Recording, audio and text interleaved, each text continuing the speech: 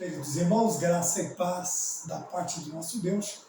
Falando EBD, de volta com a lição de número 7, esta lição bíblica dos jovens da CPAD, cujo tema geral é Na Cova dos Leões, o exemplo de fé e coragem de Daniel para o testemunho cristão em nossos dias. A lição de número 7 será ministrada no dia 18 de agosto de 2024, ela traz para o tema Deus abate o coração orgulhoso. Veja, nós teremos aí uma lição muito abrangente sobre como deve ser o nosso comportamento mediante aquilo que nós recebemos, né? Alcançamos, chegamos, galgamos, independente dos degraus que sejam na nossa vida ou da área da nossa vida que nós conquistamos a vitória, nós precisamos sempre nos manter na posição de humildes, né? na condição da humildade. Porque o humilde ele sempre reconhece que o seu sucesso ele não é uma conquista somente dele. Ele tem ajudas e, acima de tudo, ele vê as mãos de Deus agindo em prol da sua vida e daquilo que ele faz, daquilo que ele intenta, daquilo que ele quer. E nós veremos isso no texto principal, que está no livro de Daniel, no capítulo 4, versículo de número 37, que está escrito desta maneira: Agora, pois, eu, Nabucodonosor, louvo e exalço e glorifico ao Rei dos céus, porque todas as suas obras são verdades, e os seus caminhos, juízo, e os seus caminhos juízo, e pode humilhar aos que andam na soberba. Veja que a duras penas Nabucodonosor ele chega a este entendimento.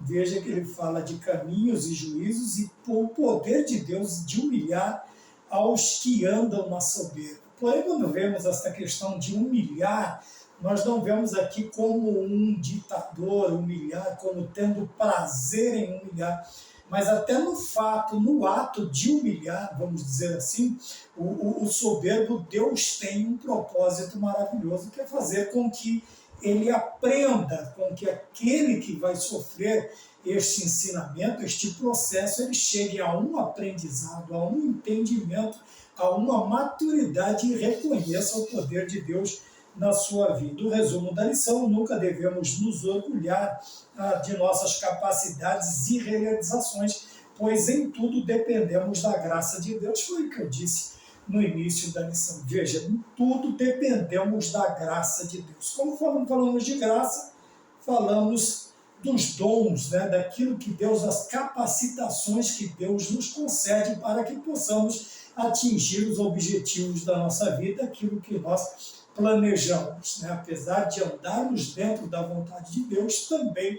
temos os nossos planejamentos, temos os nossos anseios, os nossos desejos, e quando conquistamos devemos aí agradecer a Deus por sua ajuda, por sua contribuição e pelo ato de Deus em nos conceder aquilo que nós pedimos, lutamos e almejamos em nossa vida. Tá bem? Então, Deus abate o coração do orgulhoso. Na interação, nós temos duas partes interessantes que eu falei na aula para os juvenis e quero falar também para os jovens. A lição toda é interessante. E nós temos uma parte da lição, né? Geralmente, quando vamos ler, nós pulamos etapas, vamos aos capítulos, aos lugares que nos interessamos, que nos chamam a atenção, e às vezes nós pulamos partes relevantes, né, importantes, né, relevância. Nós estamos tratando sobre a relevância, usamos muito a palavra relevância na lição da Betel Dominical. Então, saltamos sobre ensinamentos relevantes que estão todos inseridos na lição. Então, de ponta a ponta, toda ela é necessária a sua leitura, nem que seja um panorâmico, para que você tenha um entendimento completo do contexto, né, do texto, do contexto da lição propriamente dita. E dentro da lição dos jovens tem uma parte chamada interação, quando nós interagimos, quando nós encontramos um ponto, trocamos ideias, achamos um gancho para nos interligarmos dentro da lição. Então ele diz aqui que no capítulo 4 nós vamos ver aqui agora de Daniel, as crises suportadas por Daniel e seus amigos de Judá, tá certo? E neste relato do capítulo 4, vai ser destacada a importância da humildade e do reconhecimento da soberania divina, e ilustra como Deus pode agir para humilhar os orgulhosos e levá-los a uma transformação espiritual caso se rendam. Então vejam bem uma coisa interessante que eu disse no princípio: Deus ele não tem a ideia somente, vamos dizer assim, a ideia não é de judiar, quando ele leva a pessoa a esta lição, conduz à humilhação, mas ele tem um propósito, vamos dizer assim, gracioso nisto, que é o reconhecimento da soberania divina, a importância da humildade, mesmo assim, a transformação espiritual. Veja que há um propósito, não é uma humilhação meramente para envergonhar, para demonstrar quem manda, quem é o poderoso. Não, Deus não age dessa maneira. Quando Deus conduz alguém a esta situação, o seu pensamento, o seu propósito é fazer com que esta pessoa ela alcance uma transformação espiritual, como nós vamos ver no caso de Nabucodonosor, e aqui em outro sonho, em outra lição, em outro momento, em outro contexto, onde o Senhor vai ensiná-lo também, não somente a ele, mas também a nós nos dias de hoje, porque a abrangência da lição é para os dias atuais, e ele diz o testemunho cristão nos nossos dias, que aprendemos através tanto das boas obras de Daniel, quanto de Sadraque, Mesaque e Abednego, e também dos 4 grandes soberanos que Daniel trabalhou com eles. Em todos eles, Deus ele vai ensinar alguma coisa para estas nações, para estes líderes, para esses dominantes que vão passando aí nos 70 anos de cativeiro dentro da Babilônia. Também nos ensina que o Evangelho deve ser pregado a todas as pessoas. Então veja bem, não é porque é um soberano, não é porque é alguém extremamente, vamos dizer assim, influente na sociedade, seja economicamente, seja politicamente, qualquer tipo de influência, todos são dignos de serem alcançados pelas boas novas de salvação em Cristo Jesus, que nós chamamos os evangelhos, tá bom? Nada mais é do que transmitir as boas novas de Cristo Jesus. E qual é a boa nova? Cristo veio para nos salvar da condenação eterna. E por último ele diz aqui também que esta lição é importante oportunidade para refletirmos sobre os perigos do orgulho e da altivez, destacando a necessidade de sempre reconhecermos a graça de Deus sobre a nossa vida. Nós já falamos sobre isso.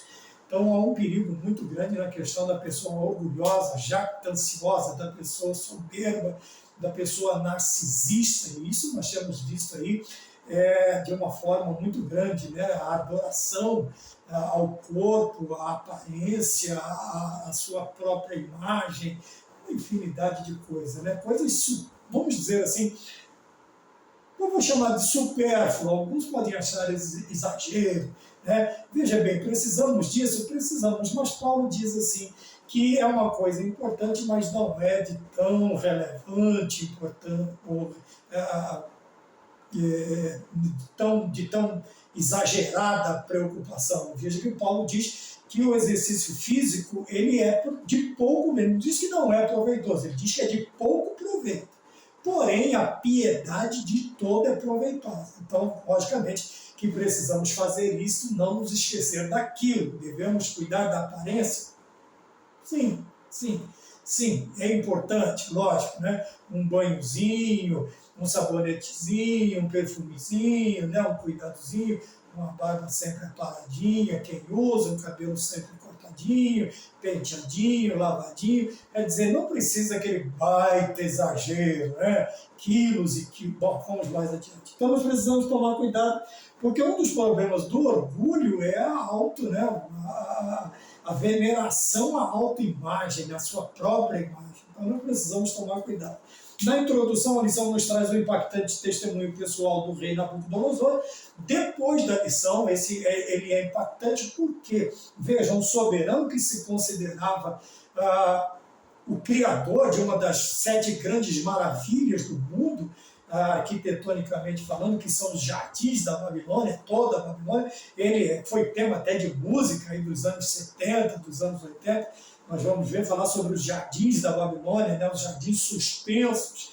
E ele se vangloria, não foi eu, né, que fiz tudo isto, não fui eu quem trouxe à tona toda esta beleza. Quer dizer, aqui, porém, depois disso ele traz esse testemunho. Quer dizer que, com a sua soberba, levou por divina sentença a uma condição de sanidade, viver como um animal selvagem por um período conhecido como 7 tempos. Nabucodonosor experimentou uma profunda transformação, reconhecendo a soberania do Deus Altíssimo. Veja, a sua soberba levou a viver a uma condenação. Veja que ele fala aqui que levou por uma divina sentença, quer dizer, foi uma sentença vinda do céu, do próprio Deus. Mas vamos reprisar, vamos reafirmar a questão de que Deus sempre tem um ensinamento sadio. Veja que não é sádico, sadio o que Deus faz até mesmo no momento da humilhação de uma pessoa. Ele aqui 7 tempos, né? A Bíblia sempre vai falar um tempo, 2 tempos e metade de um tempo, você vai falar de 3 anos e meio. Aqui eu não tenho contexto desses 7 tempos, mas, contudo, porém, entretanto, se seguirmos um padrão bíblico, nós podemos falar em 7 anos, não sei, é só uma conjectura. Tá bom? E quando a gente entra no campo da suposição, a gente tem que tomar cuidado. Eu não estou afirmando isso. Eu estou falando que quando a Bíblia fala de tempo, 2 tempos e metade de um tempo, ele está falando de 3 anos e meio. Então, aqui 7 tempos, talvez seja uma alusão a 7 anos, né? Que é também na lição dos juvenis, nós vemos que o escritor fala do tempo 7 anos, é tido como... é o número da perfeição, é o número da plenitude, né, da completude, da plenitude, e aqui no caso 7 tempos completos para que Nabucodonosor reconhecesse e fosse transformado, reconhecendo a soberania de Deus. Então nós vemos aqui o edito real, o edito e o sonho do rei, né, no capítulo 4 de Daniel começa com um edito, né, com um documento do rei, com uma carta, com um comunicado do rei, uma espécie de pronunciamento oficial para conhecimento de todos. O rei declara a grandeza de Deus. Veja que nós vamos começar sempre os tópicos com Nabucodonosor exaltando a glória de Deus, o nome de Deus, a soberania de Deus. Então, a grandiosidade de Deus pelo rei se deu somente depois da experiência dramática que ele narra. Nós podemos transmitir aos nossos alunos que nós podemos exaltar a Deus antes desses problemas, né? Não precisa, propriamente dito, eu ser colocado numa situação difícil por causa da minha soberba. Eu posso reconhecer e exaltar a Deus sem ter que sofrer uma determinada sanção, um determinado juízo, uma determinada situação mais, vamos dizer, dolorosa para a minha vida. Eu posso reconhecer o momento da minha soberba, me humilhar, reconhecer, pedir perdão e exaltar a Deus, né, sem que esta manifestação ela tenha que acontecer na minha vida para que se mude o meu sentimento. Porém, a grandiosidade de Deus ela é reconhecida por Nabucodonosor depois que ele passa por esse processo de humilhação. Veja que eu vou repetir todas as vezes, não é um ato sádico. Deus não tem prazer. O salmista diz que Deus não tem prazer na morte do que morre. Veja, na morte do ímpio. Deus não tem prazer nisto. Veja que Deus não tem prazer em determinadas situações que acontecem, tem a vontade permissiva, a vontade diretiva, e dentro disso, Deus, obviamente, ele não tem prazer em determinadas situações. O homem se coloca em situações não observando, como vimos na lição dos juvenis, que vai ao ar junto com esta, que existem princípios imutáveis que Deus estabeleceu. Se nós tão somente andarmos neles, nós não vamos ter que passar por estes processos. Então, o edito do rei é que o nome do Senhor, que Deus seja reconhecido por toda a nação, por todos os povos que estão debaixo do seu domínio, como Deus soberano, como Deus misericordioso e grande. 2. Satisfação momentânea do rei e o seu sonho. Então veja bem, aqui ele fala de uma satisfação.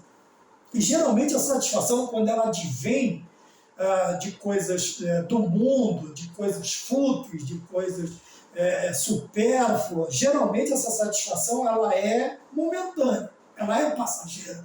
Existe uma satisfação que ela é duradoura. É a situação quando nós nos satisfazemos naquilo que Deus nos proporciona, naquilo que nos é dado, que nos é fornecido por Deus. Então, quando a nossa satisfação está naquilo que Deus proporciona a cada um de nós, nós temos a certeza de que essa satisfação ela é duradoura. A partir do momento em que nós estamos nos satisfazendo, como Nabucodonosor, somente no fútil, somente no passageiro, somente no supérfluo, somente no visível, nós temos aqui a lição de que é momentânea a satisfação do rei e seu sonho. Por quê? Porque, veja bem, o Senhor vai mostrar a ele. Ele desfrutava de fama, de grandeza, de grande eloquência. Ele era, vamos dizer assim, ele era o cara do tempo. Ele era o cara do tempo. E isso lhe trazia uma satisfação. Porém, como diz o escritor, essa satisfação ele vai ver que é momentânea. Por quê? Porque não é uma satisfação vinda. Quando o nosso prazer, a nossa alegria, quando nós nos alegramos no Senhor, quando nós nos alegramos em Deus, quando nós nos satisfazemos, como diz o Salmo de número 37, do versículo 1 ao 5, quando nós nos deleitamos em Deus, Deus também ele vai nos dar aquilo que precisamos. E quando o Senhor nos dá aquilo, não o que queremos, mas o que precisamos, a nossa satisfação ela é duradoura. Veja que o monarca sabia que Daniel, quando que nós vamos chegar aqui? Porque agora ele tem um sonho, e esse sonho perturba, ele vê uma grande árvore, os pássaros, muito fruto, muita folha, todos se abrigavam debaixo de sua frondosa, desta frondosa árvore, né? Então, desta muito frondosa árvore, e esse sonho ele vai ver que a árvore ela é cortada e deixada o tronco vai estar debaixo de agrilhões, ela vai ter ferros prendendo o seu tronco, mas deixará tronco e raiz para que ela brote novamente. Então nós temos aqui de novo a ideia de que Deus não queria extirpar Nabucodonosor da terra, mas sim ensiná-lo a como viver e ter uma satisfação duradoura, não nas coisas terrenas, mas naquilo que Deus proporciona para a sua vida. E como isso ele sabia que os sábios, ele sabia que aqueles que o rodeavam, né, no intuito de como é que diz que aconselhar a sua vida, não estavam em condições. Então o que ele faz? Ele chama Daniel. Sabia que Daniel era diferente porque em Daniel habitava o espírito de um ser divino. Ele sabia que Daniel era diferente. Ele sabia que Daniel, via por seu comportamento, por suas palavras, por sua inteligência, por sua sabedoria. Inteligência nós adquirimos nas cadeiras, né? Vamos dizer assim. E a sabedoria, ela provém de Deus. Tiago disse, eu não a tenho, busco em Deus, que tem em abundância e não lança no rosto. Eu preciso me ater a isto. Então o monarca sabia, o rei sabia que Daniel era diferente, né? Ele tinha algo diferente, ele era especial, vamos dizer assim. E os versículos 8 e 9. Então, diante das dificuldades, os descrentes, aqui vem uma aplicação pessoal, veja, quando nós demonstramos essa sabedoria proveniente de Deus, o que vai acontecer? O escritor aqui, ele diz que os descrentes buscam socorro daqueles que dão testemunho de Deus, mas que dão um testemunho verdadeiro, tá bom? Não é qualquer um, só pelo simples fato de ter um nome de cristão, que eles estão aptos a representar, serem procurados. Porém, aqueles que dão um testemunho verdadeiro na sua vida, na sua vivência, no seu comportamento, obviamente que aqueles descrentes, eles vão procurar aconselhar-se dos mais variados assuntos com quem? Com o crente. Foi isso que o rei Nabucodonosor ele faz. Ele simplesmente pula todo aquele séquito que ele tinha e vai direto a Daniel e vai conversar com ele. E depois nós vemos então que essa diferença faz com que o mundo nos procure. Ou, desculpa se for pretencioso demais da minha parte dizer nos procure, mas ele vai procurar então o crente que dá testemunho, o crente que tem esta especificação, essa diferença na sua vida. Então, 3, a descrição do sonho. Ao narrar o sonho, o rei deixa ser visto tudo aquilo que eu já falei, né? Que tudo se abrigava, tanto animais quanto pessoas, tudo se abrigava debaixo ou dentro das folhagens dessa frondosa árvore, né? Porém, surge uma sentinela, um anjo que descia do céu, que dava ordem para que derrubasse essa árvore, né? E deixasse somente o tronco, o toco e as suas raízes, como eu disse, e que este deveria ser molhado como orvalho do céu e viveria com os animais selvagens durante 7 tempos. Teria a mente de um animal selvagem em vez da mente humana. Veja que situação desesperadora. O homem agora tido como um dos mais importantes do seu tempo, ou o mais importante do seu tempo, agora ele, infelizmente, ele cai nessa situação desesperadora. Agora todos verão aquele a quem adoravam praticamente, agora infelizmente vivendo no meio de animais, com uma mentalidade animal e por um tempo determinado. Veja, outra vez nós vemos a misericórdia de Deus. Deus determina um tempo. Mais uma vez eu vou dizer, Deus não tem prazer nisso. Porém, é necessário para que haja uma conscientização, um aprendizado da parte deste personagem. Tá bem? Então, durante 7 tempos, teria a mente de um animal. Então, Deus, o que nos interessa aqui é que Deus determina um tempo. Tá? Deus determina um tempo. Ele não vai deixar aquilo acontecer até o final dos tempos. Não. Ou para sempre, ou que venha destruir a pessoa. De maneira alguma. Tá bom? 2, Daniel interpreta o sonho e aconselha o rei. Porém, veja bem que coisa interessante. O tópico de número 1, o subtópico 1 do tópico 2, ele diz que Daniel age com prudência. Olha que coisa interessante. Mesmo para comunicar a verdade, é preciso ter prudência e saber a forma adequada de expressar. Veja, não é maquiar, não é falar uma meia-verdade, não é ter medo. Mas veja bem, nós vemos hoje em dia, e já há algum tempo, pessoas que mesmo tendo certeza, veja, eu estou dizendo desde o princípio que Deus ele não está na humilhação querendo tão somente envergonhar, rebaixar, destruir a confiança da pessoa de Nabucodonosor. Ele está tentando ensinar. E nós vemos hoje em dia pessoas que vão falar a verdade, eles infelizmente apontam o dedo, põem o dedo no rosto, e até alguns chegam ao extremo de subir em tribunas. Né? Nós podemos expressar a verdade, aconselhar, profetizar, revelar, mas com uma certa prudência. Porque Deus ele não tem prazer em que se humilhe a pessoa, destrua a vida da pessoa. Tem pessoas porque têm o dom de profetizar, porque tem este dom de Deus, infelizmente, excedem a determinação. Não, porque eu falo mesmo a verdade. Calma. Falar a verdade não é não ter educação, não é faltar com respeito. E às vezes colocam o dedo literalmente no rosto de pessoas muito mais velhas do que eles. E não é esta a visão de Deus. Você pode chamá-lo à parte, você não precisa envergonhar a família no meio de todo mundo. Você pode chamar à parte, você pode conversar. Mas e se Deus mandar? Você vai lá e fala com a pessoa, não precisa ser um esparafatoso, meu Deus, braço, pôr o dedo no rosto da pessoa. Não precisa nada disso. Você pode ser um grande homem de Deus, uma grande mulher que serve a Deus, sem extrapolar limites, agindo com prudência. Mesmo para comunicar a verdade, é preciso ter prudência e saber a forma adequada de se expressar. Veja que Daniel, ele se preocupa, ele tem a revelação, ele sabe o que ele tem que falar, mas ele está preocupado como ele vai falar, porque é o rei. Ele não está com medo, não é isso. Ele simplesmente não quer extrapolar os limites da prudência, ele não quer agir com imprudência, com imaturidade, uma impetuosidade exagerada. Não precisa isso para mostrar que se é um homem de Deus, que é uma mulher que serve a Deus, um jovem que serve a Deus. Não precisa nada disso. Expor as pessoas em redes. Agora o costume é expor em redes sociais, né? Esse é o problema hoje, infelizmente, né? E isso se espera do mundo, das pessoas do mundo, mas de um cristão não, de um cristão de maneira alguma. Veja, agindo com prudência. Agora vem a interpretação do sonho. Por quê?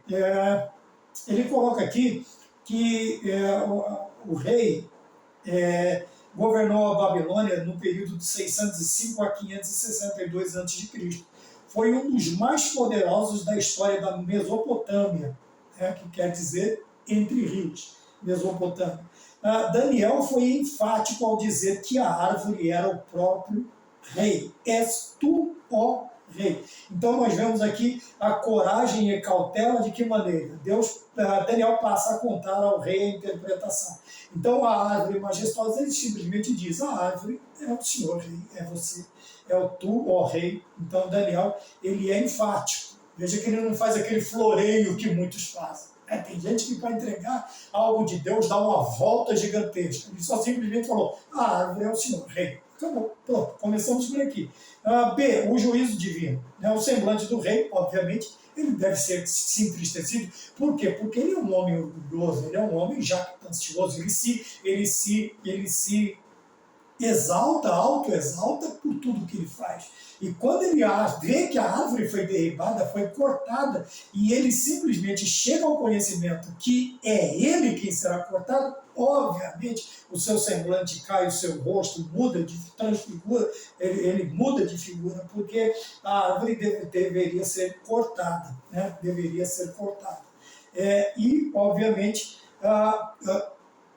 o escritor ele retorna à ideia de que a intenção não era, no versículo 15, você vai ver isso, no capítulo 4, que a intenção não era a destruição completa de Nabucodonosor, e sim dar-lhe a oportunidade de se converter e reconhecer que o céu reina. Veja, é aqui que está a ideia de profetizar, da revelação quando Deus nos dá. Veja, é Deus dando uma oportunidade à pessoa, ou às pessoas, ou à igreja, quando olhamos para o Apocalipse, as cartas, de se converterem e reconhecerem que o céu reina, que estão errados e que o reino e o domínio é de Deus. Veja, não é para destruir, para humilhar, para, sei lá, zombar da pessoa. Não. A profecia ela tem por finalidade Deus dando a oportunidade da pessoa se converter e reconhecer que Deus reina. Que Deus reina. Tá bom? 3. C. Vivendo entre os animais, Daniel ainda diz que o entendimento do rei seria afetado. Veja que o juízo foi no juízo. O juízo foi no juízo. Quer dizer, ele simplesmente perde o juízo, perde a razão e agora vai viver como um animal. Ele vai perder o discernimento, que é o que distingue o homem dos animais. As criaturas são distintas, o homem é distinto dos... Por quê? Porque nós somos dotados de razão, nós somos dotados do pensar, do raciocinar, tá bom? Não do agir, do reagir, não, mas do raciocinar, do pensar, do ponderar, nós somos dotados de razão. E foi nessa área que Nabucodonosor foi afetado. 3. O conselho de Daniel. Daniel não se limitou somente a explicar o sentido do sonho, ele também aconselha o rei. Como? Ele aconselha o rei a deixar a sua soberba e a renunciar aos seus pecados, versículo 27. Está vendo? Além de prudente, além de ser uma pessoa sábia, ele também é conselheiro. Ele não somente entrega a profecia, mas ele aconselha o rei, olha, renuncie seus pecados, conserte a sua vida, deixe de ser soberbo, tá? Quer dizer, e isto também, ele não era só, mas ele também, na sociedade, ele era injusto socialmente, vamos dizer, dentro da justiça social, quer dizer, do cuidado daqueles que estavam sob os seus cuidados, ele era negligente. Ele abandonava, né, a justiça, o abandono da iniquidade é o que Daniel chama ele para deixar o pecado, a soberba, a iniquidade, mas que também começasse a usar de misericórdia com os pobres, que eu falei da justiça social, né? Do trabalho social do rei. a negligência e falta de misericórdia com os menos afortunados. Então, muitas vezes, nós também, irmãos, agimos desta maneira. Nós achamos que o cuidado com os nossos irmãos, que o apoio, nós temos falado bastante sobre isso também na revista Betel Dominical, se você puder dar uma olhada nos outros vídeos, você vai ver. Veja bem, o cuidar, o apoio ao próximo não é somente espiritual, mas em todos os sentidos. Veja que Daniel vai aconselhar o rei em várias áreas da vida do rei, em várias áreas da vida do rei. Bem, e nós precisamos tomar cuidado com isso. Veja que ele lembra que os menos afortunados dependem do quê? Dos seus governantes, para poderem sobreviver, viver e não morrer, não padecerem por falta do básico, do seu suprimento básico, das suas necessidades básicas. Então Daniel era um conselheiro de valor e não estava preocupado em satisfazer o rei para manter o seu cargo na corte. Veja que Daniel não era um bajulador. Aqui é uma outra classe de profetas, que são aqueles que só sabem profetizar o que agrada ao rei. Né? Nós vamos ver isso lá com Acabe, nós vamos ver com Jezabel, nós vamos ver os profetas de Baal, de Azera, eram homens bajuladores, eles não falavam a verdade. Eles simplesmente falavam aquilo. E então nós temos dois extremos aqui, né? O extremo radical, que é aquele que mesmo falando a verdade, mas ele não usa dos padrões do profeta de Deus, e aqui estão os bajuladores. Daniel não estava preocupado com isso. Ele não queria saber se ele continuaria sendo um conselheiro do rei ou não. Ele simplesmente entregou o que Deus havia dado para ele entregar a Nabucodonosor, não se preocupando com seus cargos na corte. Então ensine isto, né, que nós precisamos ter caráter, brio, que nós precisamos ter firmeza de caráter, tá? Nem sermos de mais e nem sermos de menos. Aqui no de menos estão os bajuladores, estão aqueles que só falam o que o rei quer ouvir. Então nós precisamos tomar cuidado com isso. Terceiro e último tópico, o cumprimento da profecia e a restauração de Deus. Então Deus abate o orgulho, 12 meses após o sonho, ele cumpriu-se cabalmente sobre a vida de Nabucodonosor. Quer dizer, 1 ano depois dessa profecia, agora ela começa a acontecer. Ele foi avisado, ele teve 12 meses, 1 ano, mas ele, infelizmente, não parou com a sua soberba, com a sua vanglória, com os seus impulsos humanos, com tudo aquilo que, infelizmente, lhe trouxe com o cumprimento da profecia, da revelação de Deus. Veja que vamos repetir, veja outra coisa interessante, o prazer de Deus não é destruir a autoestima da pessoa, humilhar a pessoa, não é nada disso. Ele teve 12 meses para ouvir a profecia, a explicação da profecia, os conselhos de Daniel, mas ele simplesmente deu de ombros, e muitos têm feito isso, estão sendo alertados constantemente e estão dando de ombros. Mas, infelizmente, 12 meses depois, nós temos na lição, a profecia começa a se cumprir, ou ela se cumpre na vida de Nabucodonosor. Então, a voz do céu declarou-lhe o destino, quando o rei se vangloriava. Então, nós precisamos tomar cuidado. Veja que Deus nos dará sempre um tempo para que a gente possa reconhecer o nosso erro, para que a gente possa recondicionar o nosso caminho, recondicionar a nossa vida dentro do padrão da vontade de Deus. Então, reiteradamente, a Bíblia adverte sobre os perigos da soberba e do orgulho prepotente. Tá bem? Tomamos cuidado com isso. Ponto 2, o rei reconhece a grandeza de Deus. Outra coisa, como nós já falamos sobre isso, o problema não foi ele reconhecer, ele poderia ter reconhecido nos 12 meses, não precisaria ter passado, mas, infelizmente, ele teve que passar por isso. Por quê? Porque ele não reconheceu. Ele vai reconhecer, ele reconhece a grandeza de Deus, infelizmente, depois de passar aí 7 tempos sem juízo, sem razão, sobrevivendo como um animal no campo. Então, a restauração do rei da Babilônia mostra que o Evangelho tem poder e é capaz de transformar a vida de qualquer pessoa. Então, aqui nós vamos para a aplicação pessoal.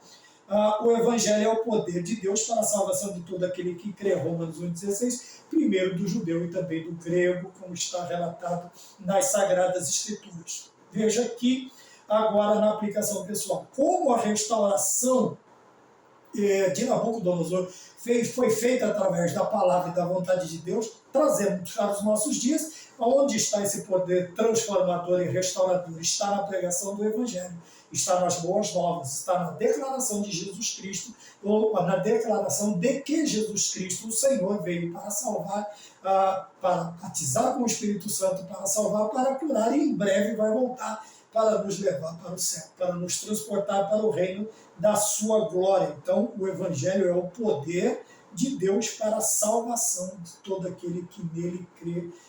Paulo disse primeiro do judeu, também do grego. Precisamos aprender isto, tá? Mas eu gostaria de voltar ao que eu já disse.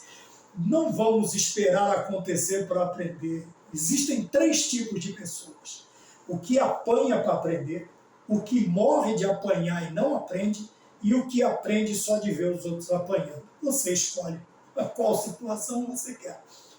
Isso fica a seu critério, fica dentro do seu livre-arbítrio, tá bom?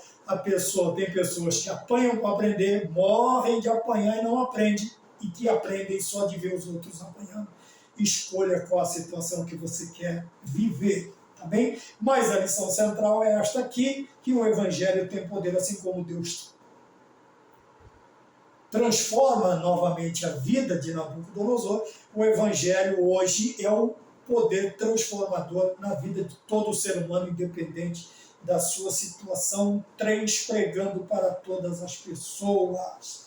Então vejam bem, Daniel não se esquivou de pregar porque era o rei Nabucodonosor, e nós também nos nossos dias não vamos nos esquivar de transmitirmos o Evangelho, seja no nosso âmbito profissional, familiar, educacional, lazer, onde nós estivermos. Se houver a oportunidade, se nos pedirem razão da nossa fé, como Paulo disse, nós temos que estar pronto, tendo uma palavra temperada com sal, para dar razão àqueles que nos pedem também a razão da nossa fé, para darmos uma palavra propícia, não agradável, mas pelo menos também não desagradável, né? Nós precisamos estar prontos.